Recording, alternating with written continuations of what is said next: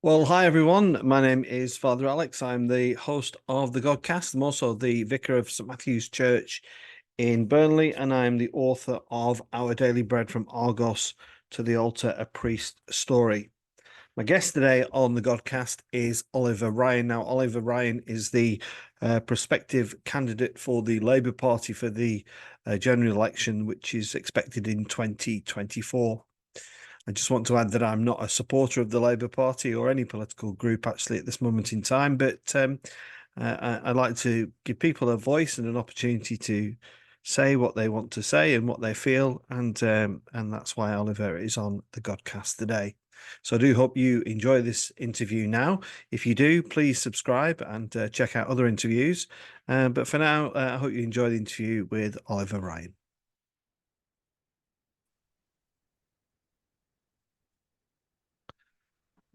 Well, Oliver Ryan, it's wonderful to welcome you to the Godcast. How are you doing? I'm very well, thank you. Yeah, thanks for having me on, Alex. Yeah, great. And for people who don't know, you're the prospective candidate for Burnley for the forthcoming general election. Are you chomping at the bit for that?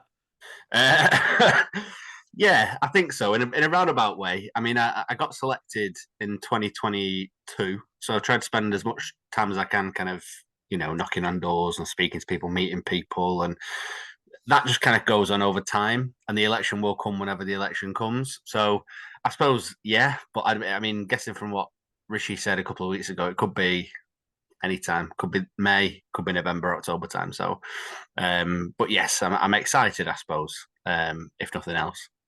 Just explain that process for us, Oliver, for people who are interested. How do you get selected to be the candidate? Was your name in the hat? Were you being putting yourself forward for a number of years? Just explain that to us.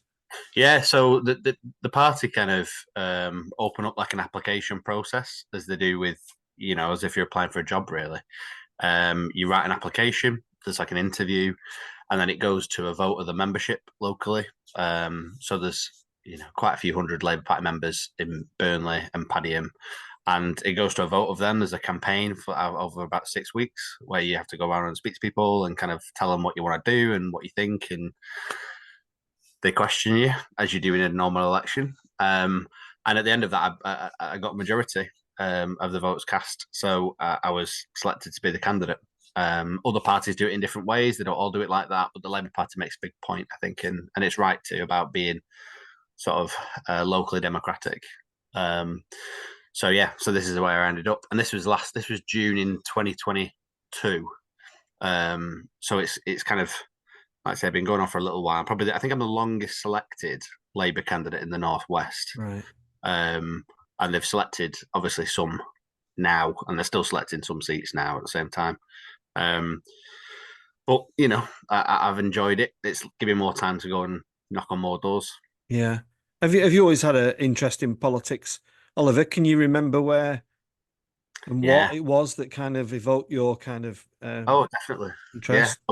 I was a really geeky kid, so I did. I remember kind of the general election in 2010 when I was about 15. So you can work out my age from that, or people can. And I remember watching the TV debates and seeing sort of Gordon Brown and David Cameron and Nick Clegg. And I remember sort of feeling like I agreed with Gordon Brown. I was really kind of into it. I was a big kind of history geek and loved all that stuff. And then I basically went and read. Obviously, couldn't vote in that election, but went and read um, the manifesto, which was a future fair for all. And I read the Tory one. I got bits of the Lib Dem one, and sort of just tried to understand a bit more about it. And then I was the kind of generation that was I would have got things like education maintenance allowance to go to college after I left secondary school, which would have been like 20 quid a week for bus fare, which was at the time about 12 or 13 quid. Um, so it would have really helped, and that got cut. And then I was looking at going to university, and university tuition fees went up, and I just saw different things that I'd kind of relied on and hoped for being kind of cut back and scaled back. And I remember friends of mine whose, parents worked for sort of the local council or had a job in the public sector somehow, sort of just becoming a lot more depressed about the future. Somebody came in one time, and I think his dad worked on an RAF kind of plane parts, I don't know, thing. And it basically just said my dad's kind of out of a job. So I remember feeling all of this. And then in that year, in 2010, I joined the Labour Party and basically got involved in local politics through kind of planning applications, bins, cleaner streets, back alleyways was a massive thing. So I'm originally from sort of near Ashton in Greater Manchester, and it's very similar to Burnley. Lots of terrace houses, lots of like crummy back alleys in a lot of ways, and I was one of like four, still am one of four. My mum's a single mum, and I kind of just thought where we were at the time, I wanted to sort of do better for where we lived. So it started off very local. I went to my local party meeting and went on from there. And the journey that the Labour Party's been on, so if you think about it, since 2010, it's had its ups and downs, hasn't it? And people from the more left wing of the party, such as John McDonnell and David Osland, have been on the Godcast talking about the position. What was your feelings as it was going through the Corbyn era? Were you, because I think it's a legitimate question to ask people in the Labour Party, is whereabouts do you sit, within the politics of politics, if it were? Yeah, I think the Corbyn years were sort of quite difficult for the Labour Party in a lot of ways because if you remember at the time there was a wave of like populism across the world. This was like when Trump was sort of emerging. It was just kind of post Brexit and what was happening with that, and some of the sort of populist right were emerging at the same time as populist left leaders, which I wouldn't necessarily put Jeremy in. But then we sort of offered at that election, less so 2017, which I think was more a kind of Brexit rerun, but 19, we kind of offered a lot of policies which were individually popular, but which weren't kind of worth the sum of their parts ultimately as a manifesto. So there were lots of kind of admirable things in there that said we wanted to achieve X, Y, Z, and we wanted to look at how we were going to fix X, Y, Z and spend X, Y, Z. But we kind of hadn't really done the groundwork to justify some of that cost to people. So I think ultimately people just sort of lost faith in us. But I don't know where do I stand in that. I guess I'm a Labour person, so I'm less as kind of factional Labour person. I'm just Labour. So I supported Ed Miliband when Ed Miliband was trying to run to be Prime Minister. I supported, Jeremy and now Keir. But politics changes. I think the interesting thing about political parties for me, and I know people get frustrated with political parties particularly, is that as much as the policies change, just because the world we live in is very complicated and changes every day, every second of every day, it's the kind of values that you take of the party and the people involved in that I think you vote for. So when people voted in 2019, people didn't know that there was going to be, the pandemic. We were going to deal with all the issues that we ended up dealing with Boris Johnson. But people trusted him to give him 5 years of power because they trusted at the time his values and his outlook on the world. I didn't, but people did. And I think as much as the policy might change, so it might be different under Ed or Jeremy as was or Keir, actually the Labour Party is still the same. We still want to talk about fairness and equality and redistributive economic policy. We still want to talk about how we put more power in the hands of local people. We still want to talk about, and I know you talk about poverty and how we alleviate that. But fundamentally, the reason why I'm Labour, I guess, is, the Labour Party is the only sort of social engine that's created any change for working people in the last 120 years of this country, through the trade union movement, through politics, through the governments that we've had, and we've not been in power for an awful long period of time. We've only had several periods of government, but in those periods of government, we've fundamentally changed the country. And I think we're heading for another sort of crossroad like that at the next election. Yeah, I think that's interesting what you've said, because I think one of the attractions of the Labour Party is that it is traditionally or historically tried to represent the working classes. Yeah. And as a guy who's spent over 50 years living in Burnley, I was absolutely staggered that the Conservatives got in at the last general election. Not just in Burnley, in places such as Hartlepool. What do you think? What do you think was the reason for that? I think Brexit was obviously a key matter, but I think it ran a bit deeper than that. I think people actually felt, this is my own view, that they were no longer working representing the working classes. Do you agree with that, or do you think things went so wrong? I think part of this, and I remember campaigning in that election, part of it was Brexit, but I don't think you can sort of simplify it that much. I think part of it was also Jeremy. I think part of it was people didn't trust Jeremy Corbyn to be Prime Minister. We hadn't quite set out what we wanted to change long term about the country. It looked very kind of retail. It looked like we were kind of trying to bargain with people. And I think once you get into that transactional space in politics in an election, like the Tories are doing at the minute, we'll give you X if you vote this way. Actually, people kind of, once they think a bit more deeply about it, tend to want to look at the values of the party involved, etc. So I do think the Labour Party's always represented working people, working class people, like myself and my family, and my family going back a few generations. We're like Irish 3 generations back, and it's you were kind of raised in that Labour tradition, but we didn't really talk about politics and stuff around the dinner table. It wasn't that sort of climate. It was just talking about you know ideas, and there was a slightly punky element to it, I guess, and following the news and how we kind of thought about ourselves in the grand scheme of like the economy and society. So I guess where do I think we went wrong last time? I think we made a lot of mistakes. I think Jeremy made a lot of mistakes. We made a lot of policy mistakes. And I think it was a sort of perfect storm with Boris, and people fundamentally trusted Boris Johnson more than they trusted Jeremy Corbyn to be Prime Minister. Whatever people might think of that, that's the decision people took, and Boris was popular. I think just chatting to people as I do, and I know a lot of people in the context of Southwest Burnley, and it's very difficult to find somebody that's got anything positive to say about any politicians. Yeah, I'm being honest. They just think they're all a bunch of tossers. yeah, And I don't think that. I really don't. But I think there's a credibility issue, isn't there? About people who can talk the talk and then walk the walk. And I think what I love about people of Burnley, and I'm sure you've recognised that, Oliver, is they tell you as it is, and there is no bull. yeah. And how do you change that narrative from they are all a bunch of tossers to actually somebody that you can put your trust in? And also, just quickly want to add, do you think what is the expectation of an MP? What expectation will you be setting of yourself? And do we sometimes set that expectation too high?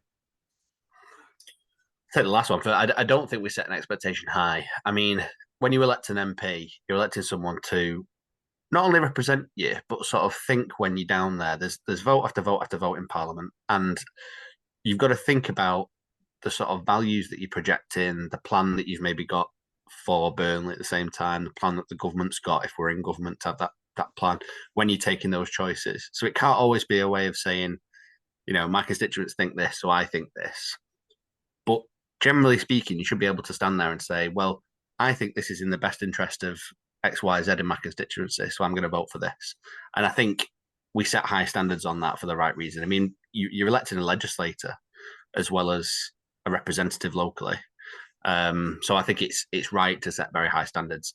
On sort of why people are apathetic, I think, about politicians in particular, I can't blame them. I can't blame people. I mean, I'm not going to lie. Like I've been a member of Labour Party now for 2010, so it'd be 14 years this year, and I get why people are, for want of a better phrase, pissed off with politics and politicians, especially for the last few years. Like you had all the expensive stuff. That was before even I was involved in politics.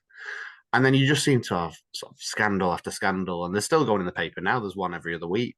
There's some kind of issue with somebody being accused of something or something being misspent, and I think that dominates kind of people's view of politics and politicians. But by and large, and I'm not going to even be partisan with this, by and large, whether you kind of Labour or Tory or Green or Lib Dem, you meet people that stand to be councillors and that stand to be MPs, and generally speaking, they've got what they think are the right views at heart, and they do it for the right reasons. And I'm not going to kind of say just because you're X, unless you're kind of a very extreme party that I fundamentally disagree with, just because you're X, then you're in it for the wrong reasons. I think they all think they're doing it for the right reasons. And the vast majority of people involved in politics are good people that just want to make a difference and have a view on the world. But there are quite a lot of people that you just wouldn't trust as far as you could throw. And I think, obviously I wouldn't, not in the Labour Party, but which Absolutely, I think, of course not. but I think I do kind of get it. I do kind of get it. I think, especially now when you go into an election where it feels like, 14 years of the Conservatives, and this is people feel like, and I'm not going to get into kind of political pitch, but people feel like things have got worse. Public services don't work. They sort of think I've voted in all these elections hoping for better, and I've not got better. So trying to now say as a Labour Party, we really need you to vote this time because it will get better, is a big ask for people that I think just feel a bit betrayed, to be honest, by kind of politics in general. So Yeah. I get it. I get it. Yeah, on a personal level, I think I feel quite betrayed by politicians. I think there's what I don't like is the lack of compassion and empathy to one another. For one point, actually, I do respect politicians, and I do think they're in it for the right reasons. Generally, I think they do it because they want to affect change, and I think sometimes the decisions they make, that's where the downfall comes. But actually, I also think there's room in politics, and in Westminster for people to pull their talent and their thinking, And I think both the Labour Party and the Conservative Party are guilty of setting each other as setting up the opposition as the devil, and I really find that distasteful, and I actually think it's quite disingenuous to their colleagues. So I suppose the simple question there is: do you agree with that? Do you think we need to find a bit more space for compassion and Yeah, tolerance? I don't absolutely. I don't disagree with that at all. I think, especially the way our politics is set out, you have the House of Commons, which is literally one party versus another party. It feels very gladiatorial. And I think even when people talk about left and right and what that means, and I think that changes every day, and what the centre ground is changes every day. And politics is a huge moving feast. I think when you do engage with another party's ideas or particular policies, or you try and sort of objectively question your own point of view, I think then the trouble is people go, oh well, you're just like them, or you're just a Tory because you're thinking that this might be, a positive thing, or they get, we may as well be Labour. The Tories get the same thing that we get.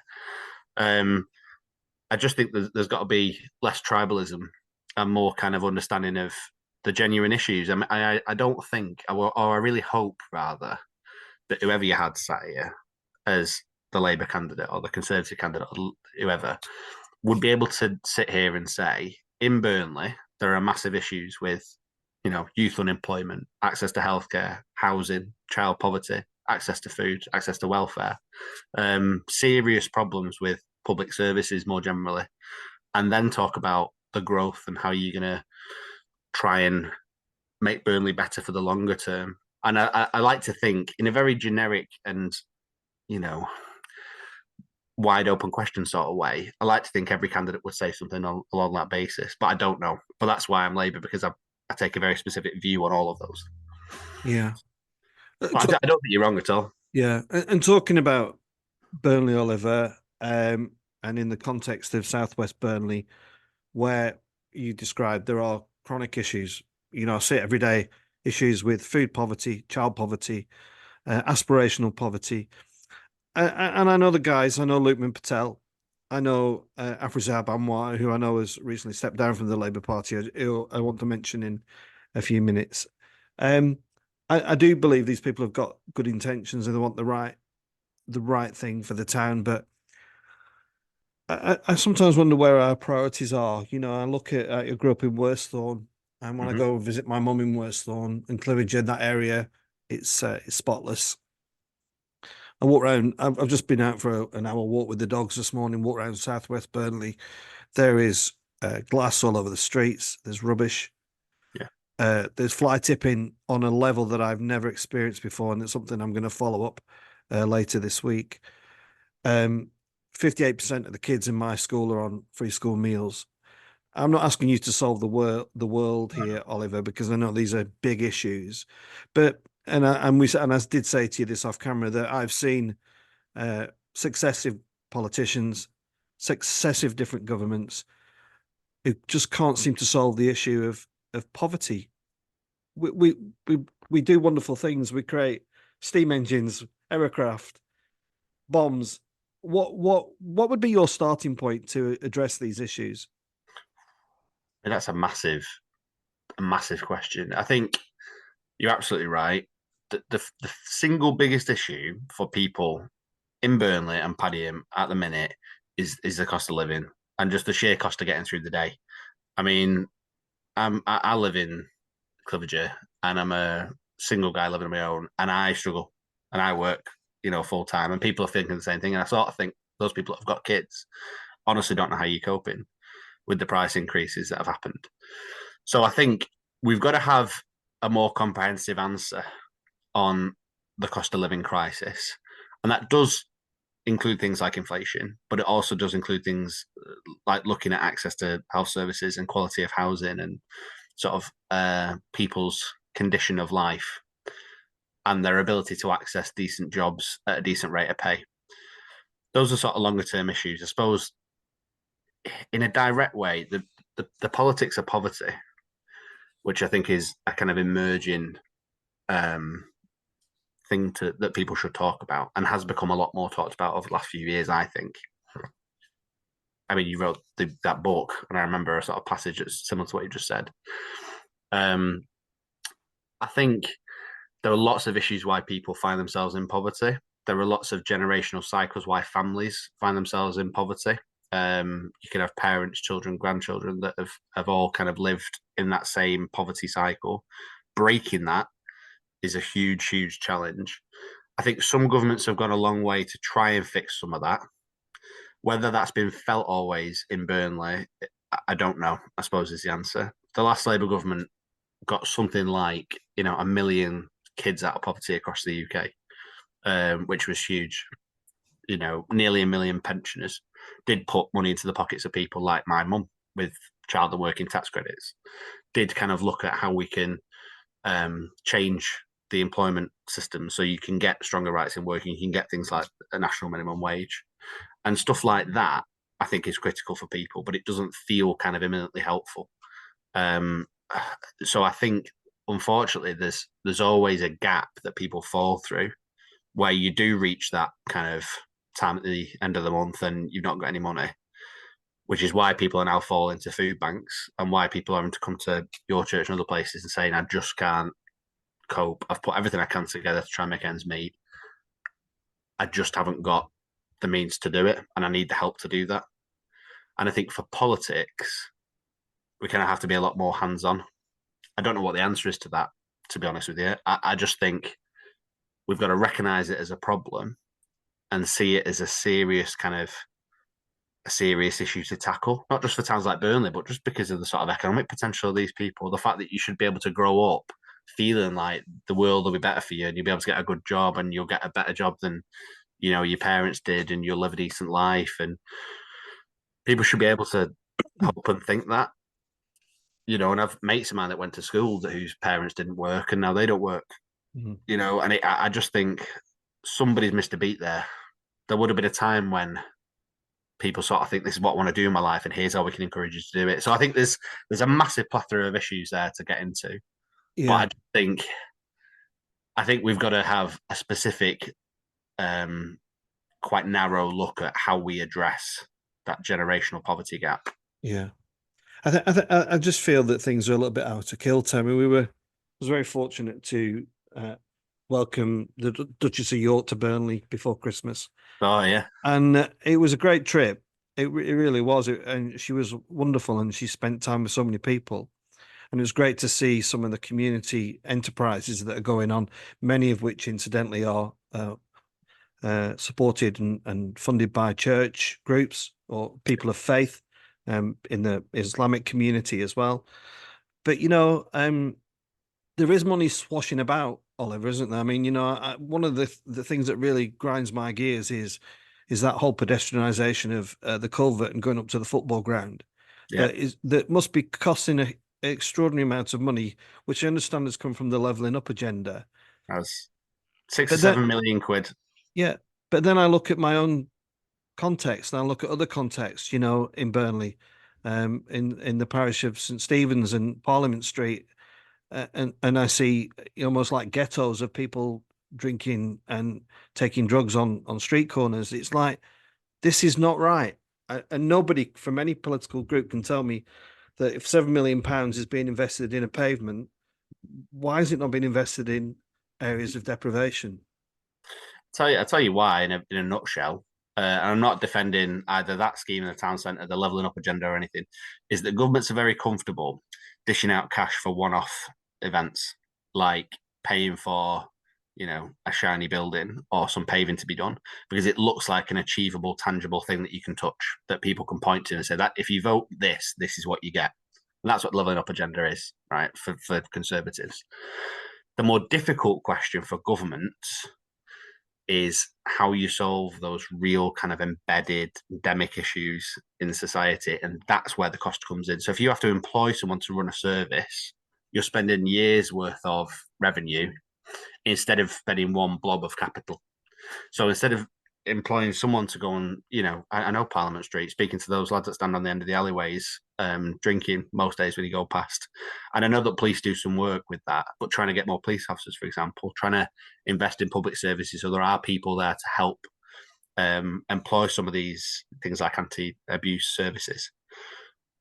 That's what government, or this Tory government rather, doesn't like to do, because they see it as a kind of long-term expense, and they prefer to have something that they can point at and say that's what your voters achieved. And it's a shame, because what we've seen is more people getting into poverty, more people suffering with drug and alcohol abuse, more people becoming the victims of crime because the police just haven't got enough numbers now. Public services are kind of really on the knees. The Burnley whole council budget isn't huge. I mean, that levelling up scheme is probably half the size of Burnley Council's budget when you think about everything the council does. So I'm not necessarily against that, but I sort of think, like you say, there's a long list, as long as your arm. If you were to ask people around Parliament Street, for example, and you to go, especially into that sort of grid of terraces at the back of that, and go and say, what do you think we should spend some money on around here? The first thing to tell you is I need some bins, because there's so much litter on the street, and those alleyways all need locking up properly. And they could do with somebody speaking to people, like a social worker almost, helping people in some of those houses that you can see have been left in disrepair over time. And that's the same in huge quarters of Burnley. Yeah. Um, I suppose, but Oliver, I can just hear the Tories shouting over my shoulder here, going, "But it's a Labour-run council. It's a Labour-run council. It's a Labour-run council." yeah, yeah. And I suppose that leads to my next question: is It's not anymore, I should say. It's a Green Lib Dem and Independent run well, council. yeah, Yeah. yeah. But I suppose there's this question, isn't there? And I think Sunak raised this yesterday while he was actually in Burnley. I think he raised the point in Accrington. It's like, you know, uh, do the Labour Party just kind of gently hold the Ming vase and make sure they don't drop it? And as long as they don't drop it, they're gonna come into power. So I do want to know what the Labour Party stands for. I do want to know what Keir Starmer stands for, and I have to be dead honest, I haven't got a clue. And I Okay. think that is one of the challenges that people will challenge you with in the coming general election: is what do you stand for? What Yeah. is going to be different? Yeah. So there's your opportunity for a very brief party political statement in about a minute. Oh, no, that's fine. Well, we've got costed and detailed plans on things like the NHS, on local government services, on services for school age kids, on things like breakfast clubs, on dentistry, on things like making sure that tax is more redistributive and we don't have what's called the non-dom tax status at the minute, which we're using to pay for a couple of these policies. Fundamentally, there'll be more policies come out when we publish a manifesto, which will have the ins and outs of what we want to do. But you can get a sense of what we want to do in Keir Starmer's 5 missions, which I'm not going to name all of them now, but having targets like having sustainable growth or the highest sustainable growth in the G7 is a good thing, because if the size of the pie increases, then the size of the slice that goes to Burnley should also increase. If the economy does better, we can put more money into public services.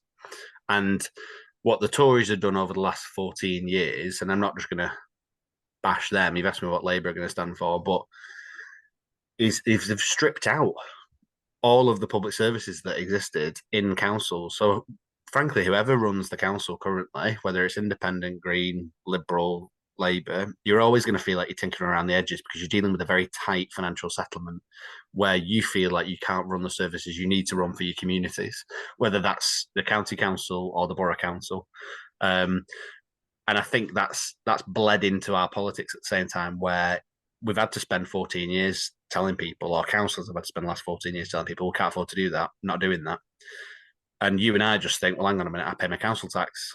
Why can't I get the service that I require? Or why can't you do the bins? Or why can't you do the roads? Or why can't the place just be cleaner? Or why can't you have a social worker come out and speak to those lads, because they're clearly struggling?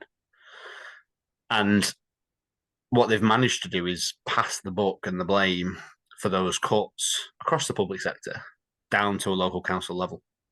And it's the same in the NHS. NHS has basically been asked to make 20% cuts year on year for the last, however many years, per department. I have friends of mine that have worked in the NHS, and they're just in such a tight financial position. That was austerity. And that, as much as Theresa May sort of talked about the end of austerity, it never stopped.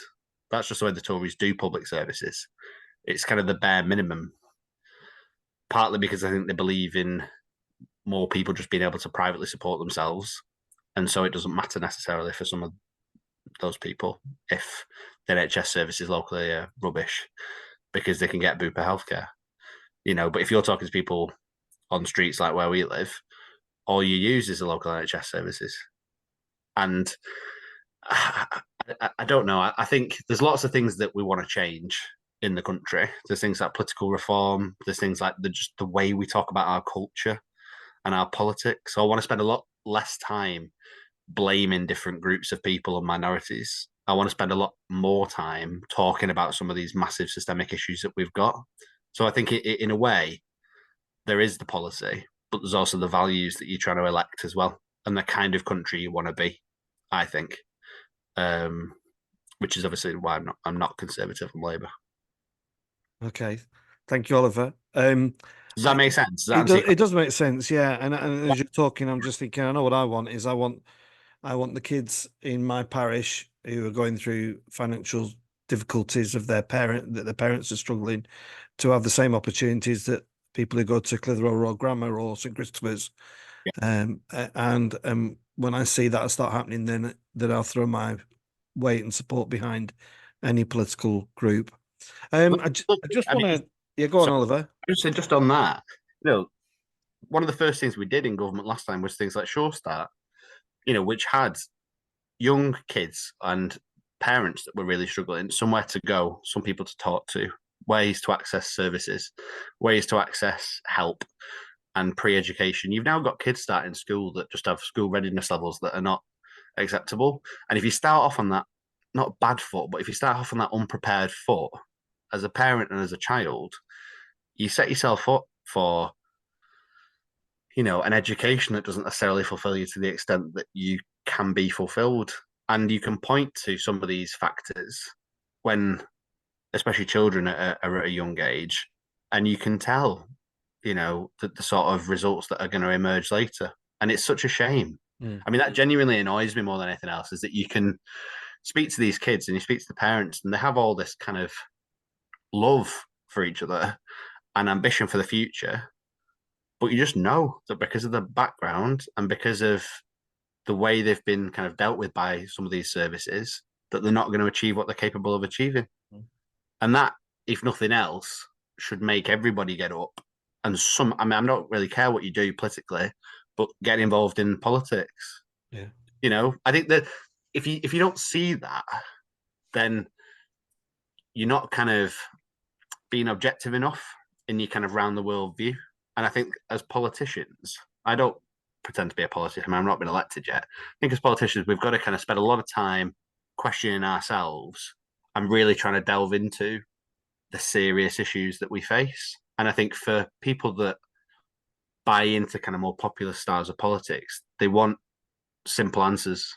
They want quick answers to very Yeah. complex questions, like it's X person's fault, or it's because of this, or it's because of this. Whereas actually, if you want to really help people, you've got to really get stuck into some of those difficulties. Yeah, I think it's a good point, Oliver. I think more people need a panoramic view of society. I really do, and I think people instantly think that people in poverty, well, it's often people think it's their own fault that they are responsible for their outcome, which is not true. It just isn't true. I want to just touch on something that's important to me, which is the Holy Land, Palestine and Israel. I've been there twice in the last 5 years. Um, and I think I can say from a humanitarian point of view and not a political point of view, is that there should be a ceasefire. Um, Afrizam Anwar, who I'm sure you know and respect and get on very well with, has has taken the conscientious decision to step down from the Labour Party because Keir Starmer refuses to call for a ceasefire. Why is he? Firstly, why is he refusing to do that? And two, what do you think? So there should be a ceasefire. Um, we have called for a ceasefire. There are in this different levels of ceasefire. So what we've sort of got to now is a place where some people are calling for an immediate ceasefire now. Some people are calling for a sustainable ceasefire. Some people are calling for a sort of multilateral international ceasefire. There are different sort of levels of the geopolitics. How much it involves places like Jordan and Iran and what's happening in the Yemen and Saudi and other places has made the thing a lot more complicated. But just from sort of really base principles, I completely get your feeling and emotion about this and others. I was supposed to go to Gaza the week after the attacks happened on the 7th of October. And obviously I couldn't go because it all got locked down. Because I wanted to understand more about how people there were coping with things like settler violence and how they were coping with the sort of legalities of existing in borderlands between Israel and Palestine. And I never got that chance to do so. But I'm not really getting into faith. I'm a Catholic. I'm a bad Catholic. As someone that kind of wants to go to Jerusalem and wants to see more of the Holy Land, I completely understand why it's so important to people. Where do I think Keir's coming from? So I think he did a speech at Chatham House. This was a couple of weeks ago, where he essentially set out and said a ceasefire is not a bad thing to advocate for, but number one, Hamas doesn't want a ceasefire, and Israel don't want a ceasefire. Neither side will currently agree to a ceasefire. And two, unless you deal with the hostage situation and some of the longer term crises that have happened both in Palestine and in Israel, you won't get a ceasefire. So I could pass a motion tomorrow calling for world peace and immediate world peace, but it won't happen. And I sort of think what Keir was trying to say is that as politicians, it's our job not to kind of hope and wish for better or wish for peace. People expect you to find a path to achieve that, and everything you do then should provide a step in the way of how you're going to provide peace. So I want peace, want a ceasefire. I met the Palestinian ambassador a couple of weeks ago and spoke to him at length about this, and kind of had a conversation about how he thought peace was going to be achieved.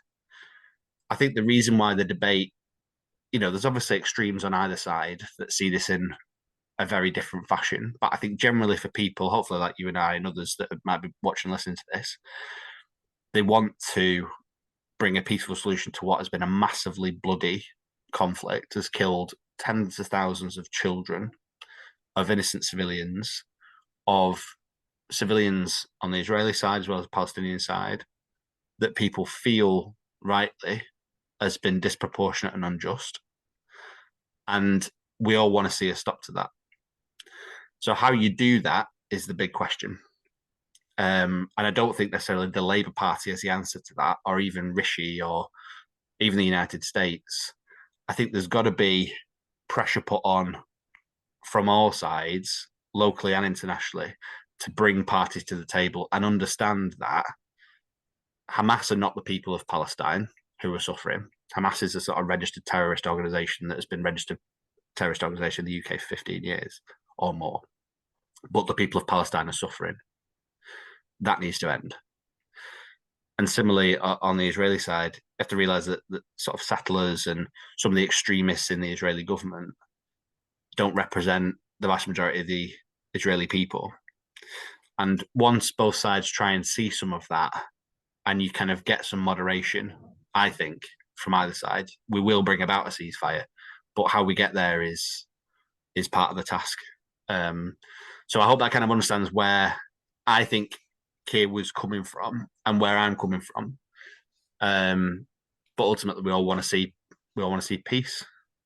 Clearly, We do, yeah. most certainly. I just reading. I was just ironically, I'm reading Desmond Tutu's book, which I would recommend to you, Oliver. No Future Without Forgiveness, which is about his struggles against apartheid in South Africa. And when I read the book, I see extraordinary parallels with what's happening in the Holy Land at this time. Oliver, it's been really great to get your thoughts, and I'm sure people will find this of interest, and I'm sure you'll get some kickback, as you would probably expect. I just want to say to people who may be Conservatives, I've extended the invitation to the current Member of Parliament. I haven't heard back yet, but if anybody from a senior role in the Conservative Party would like to come and talk to me, I'm an open book, and that's in the spirit of compassion and working together. Oliver, you've got a busy year ahead. It's going to be some time, isn't it, this year? Sometime this year. Can I just say to you, thank you very much for the invitation. And if there are people listening that want to, get in touch or want to question me about some of the stuff I've said, or even just have a comment or want to give me a jibe, as you say, that's kind of the life we live. Get in touch. I'm on Facebook and Twitter and all the rest of it. But thank you, Father. Thank you, and we must welcome you to our church sometime. Love to. Yeah, that'd be nice. Okay. God bless. God Bye. bless. Yeah. Bye. Bye.